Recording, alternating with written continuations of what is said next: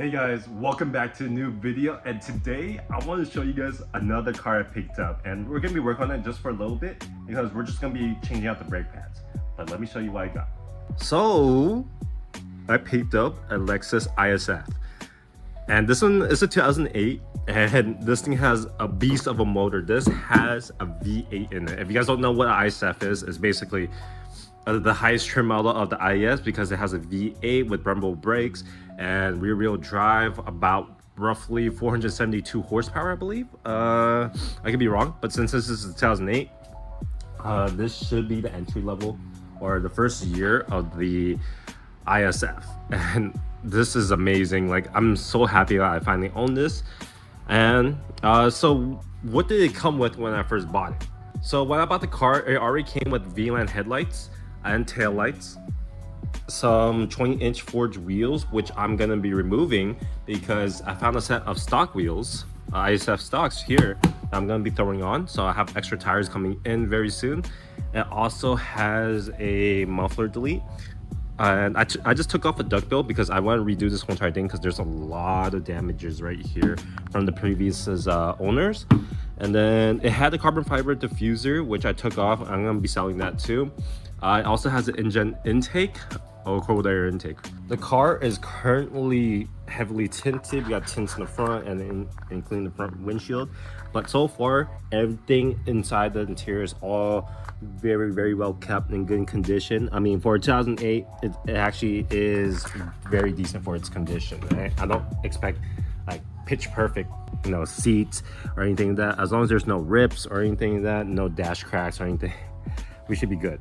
Because back when I used to own the IS250, oh my lord, that thing was just a mess. So yeah, for today we're going to go ahead and change up the brake pads for the front and rear. Alrighty, so this is the brake caliper, and it looks like the previous owner actually repainted it rally can style, and they really painted the bracket itself. So yeah, I'm literally letting the paint stripper sit on this so it could peel off.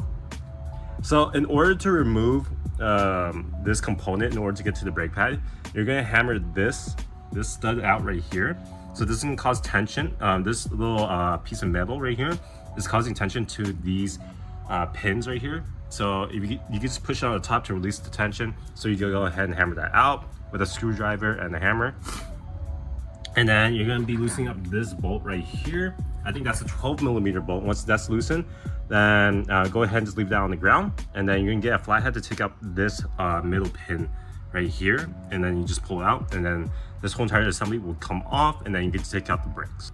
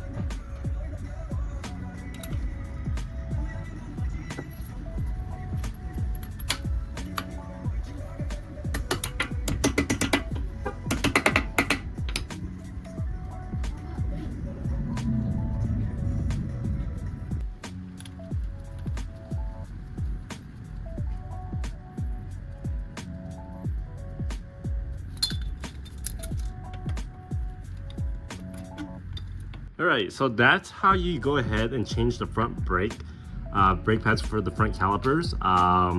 Ignore the chip on the paint. It looks like the guy did not put any primer on this. It's super thin. That's how easily it's flaking. What the hell is that? Oh yeah. So yeah, so that's pretty much it in terms of that. Remove these pins and then that and then this bracket right here, and then you should be set. Replace the brakes, it should be good. As of right now, what the hell? Dude, this person did not give a fuck. Look at that. You guys can see literally the word Lexus right there. Dude, this person did not care. All right, so for the rear, it looks like if you just need to remove this pin and this pin.